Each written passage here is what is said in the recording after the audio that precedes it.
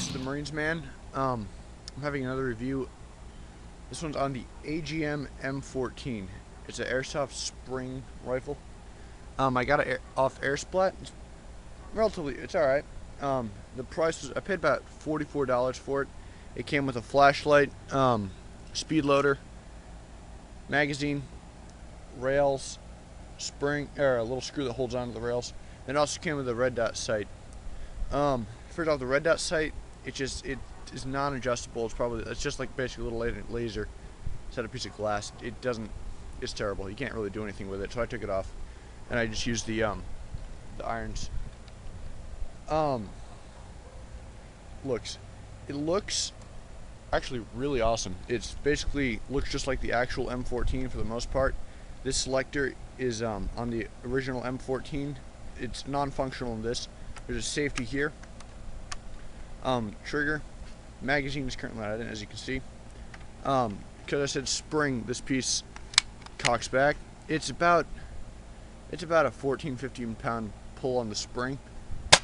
It's relatively heavy, actually. Like, if you're not used to it, it will start to hurt your hand after a while. This is metal. This piece is plastic. Most of this gun is plastic. This one in the back, this is also plastic. I would not. Mine broke off basically. I don't even know where it broke off. It just did after a while. I noticed my sling was hanging loose at one point. That's about it for the actual rifle. The parts that are metal on this are basically this, which would be this piece. This sight adjustment here, this is plastic, and these two adjustments here. Some of the innards are metal. I'm not quite sure what. The barrel is metal. The outer shell of the barrel is metal. The flash hider is plastic, and pretty much the rest of this is like just plastic. I'm not quite sure what type of plastic this is, but it's very durable, very tough plastic. I personally, it has a nice feel to it actually. It kind of feels like the original synthetic stock. Okay, so what it comes, you've already seen what it comes with. All right, the flashlight here, it's okay. It's kind of weak.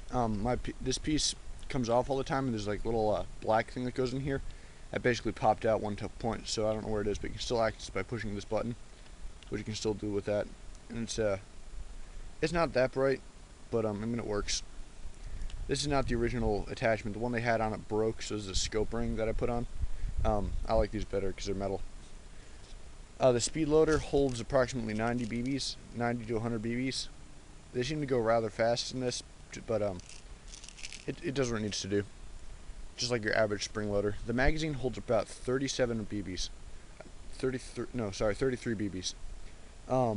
It's all plastic. There's a small piece that looks like you're ready to slide it open, but it doesn't actually slide, so you have to actually speed load it. This one is loaded. I'm going to do some shooting with it a little later. It looks relatively good. The screws on this side.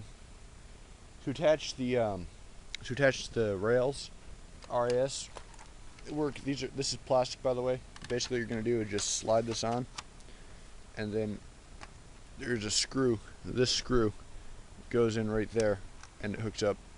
I don't think you can attach any kind of scope mounts to this gun, just because the way it's set up. It seems rather weak because this is plastic. You could probably the best you could do is put a scout scope on this piece, and that could work for you. This right off the bat though, this is not a sniper rifle. I would never suggest this for sniping.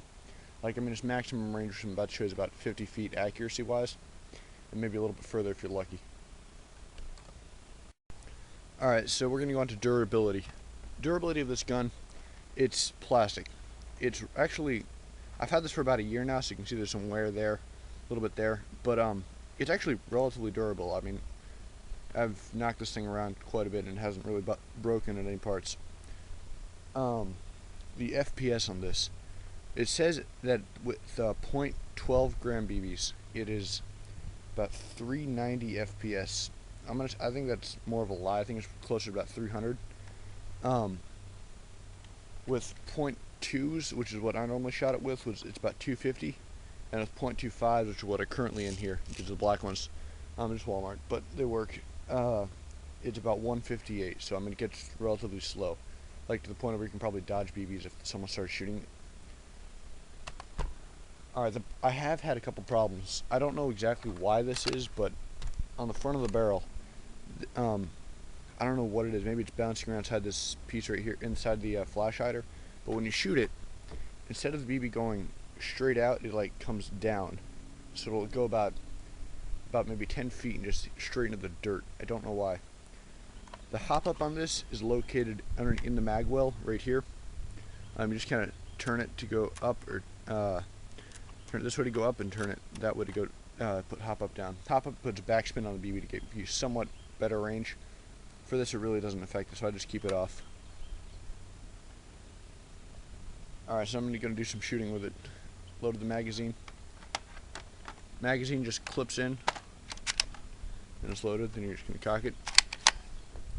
Then I have a target I set up. It's about 50 feet exactly from here. There is some wind today, so it's probably going to affect a little bit how this BB goes.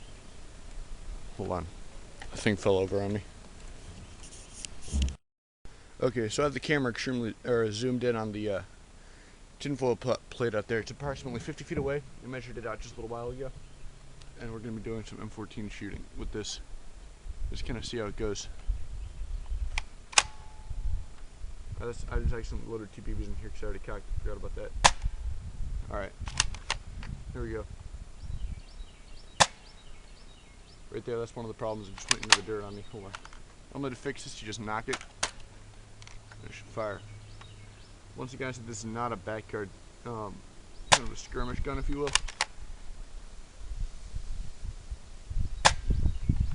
I would not bring this like an actual airsoft match. There we go.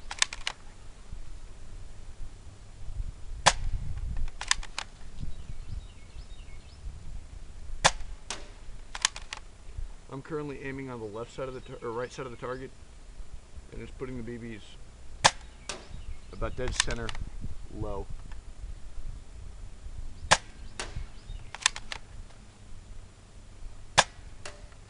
Now I am shooting 0.25 BBs with this. That's normally a sniper round, so it does affect it. With 0.2s, you're going to get a little bit better range, but accuracy not so much.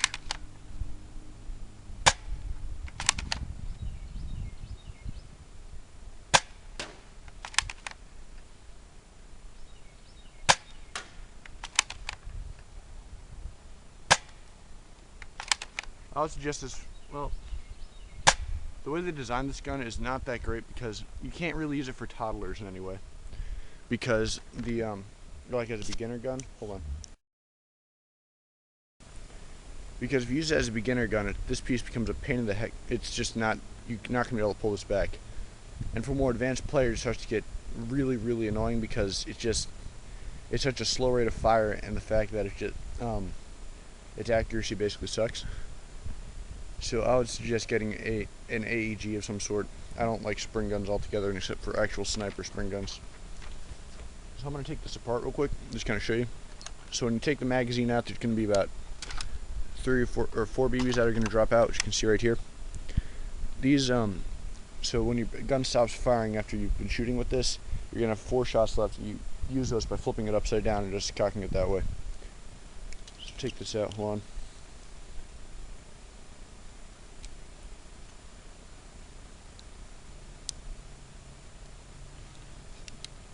This gun comes in basically 2 when it comes out of the box.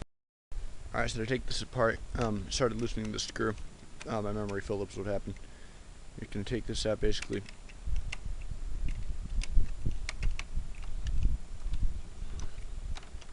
Now I don't think you can mod this rifle in any ways like you can most airsoft guns. Like I don't think you can get a better hop or anything. Don't quote me on this, but it's just the way this setup works, which you'll see in a moment. Then from there, the whole gun slides forward and then basically comes out like so. The stock, this part is extremely light. The back, I'm almost positive, is weighted. I think they put some sort of weight. It gives it about 3 pounds total. Then this piece is basically what your firing mechanism. So you can kind of see the barrel in there. I'm trying to angle it. I don't know if you can, but the barrel's in there partly. It looks like it's silver. There's your mag well. Your hop-up system is right there. Then here's your trigger system, your safety, which is functional. The trigger is rather heavy. It's probably about a 8 or 9 pound trigger. That refers to how much weight it would take to pull this down. You have fully adjustable sights. This one kind of takes a while, but it works. This piece right here, this is not broken or missing anything. It's just it comes like that. This is basically where it slides into the piece, or slides into the stock. This is where in your real M14 your gas block would be. Mine broke off. Once again, I'm not 100% sure where. When I first got this gun and decided to take it to CQB, yeah, that was a terrible idea. But I didn't think it was at the time. Got my rear end handed to me there. So now I have a Scar L, which is a great airsoft gun. Love that thing. Alright, so for the most part, this is the review on the M14. This is the Marines Man signing off. Hope you enjoyed. Alright, so this is gonna about to say with the magazine. It does have a double feeding issue at times. This is why it's also not good for smaller people. If you cock this, there's now one BB in it, but it didn't cock. If you do it again, there's now another BB in it. So now it's fully cocked. When you tilt the gun down, BB comes out. So remember, if you do that, it'll shoot out 2 BBs. It'll basically cut your range, or just send them all over the place, and it's just completely inaccurate. So hold on, I'm gonna fire that. So for that part, just something to be aware of. Also, when you cock this, there's a space in here. This is not supposed to be there. The spring is not powerful enough to push this all the way forward. So what you have to do is you have to manually push it forward a little more. If you don't push it forward all the way, hold on, fire that again, it'll do something like this. They're currently aiming it at just basically woods or off over in that direction, so there's nothing it can hit. And that screw up your range big time. Alright, now with the rail, as this slides down, which I showed you, you cannot use the sights at all. Let's see if I can get this camera to work correctly. When you line up the sights, it basically becomes, hold on, it's kind of hard to do, but that rail blocks it, so you cannot see the front sight. When that happens, that's why I don't use the rail. The rail is basically strictly meant for a scout scope or red dot.